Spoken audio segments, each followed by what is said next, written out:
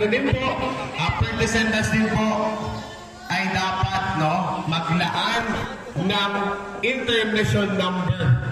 Kaya pumili na ngayon pa lang, isipin, talaga ng todo, kung pwede gamitan yan ng critical thinking, yung pagpili pa lang gamitin na natin, gamitin natin ang ating mga okay lang. Okay lang po. Hindi pwede yan. Okay na. Pumili na po ng mag-international number. Thank you, sir.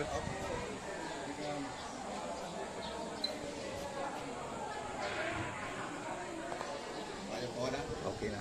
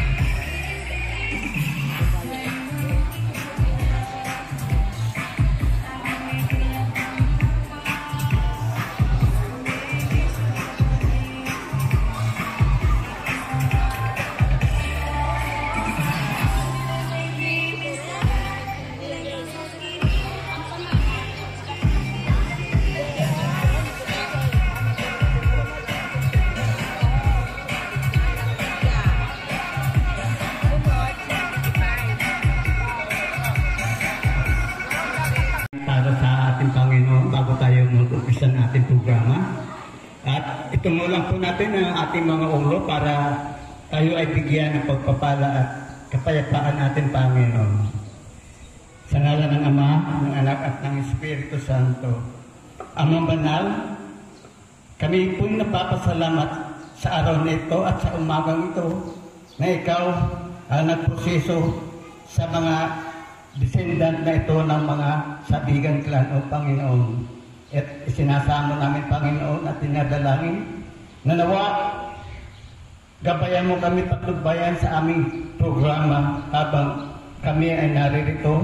Naway buksan ng bawat isa ang kanilang mga puso upang kung saan ay sila ay mabigyan ng iba yung kapayapaan habang sila ay nakikinig ng programa. Pagpalain po ang bawat isang descendant na naririto, Panginoon.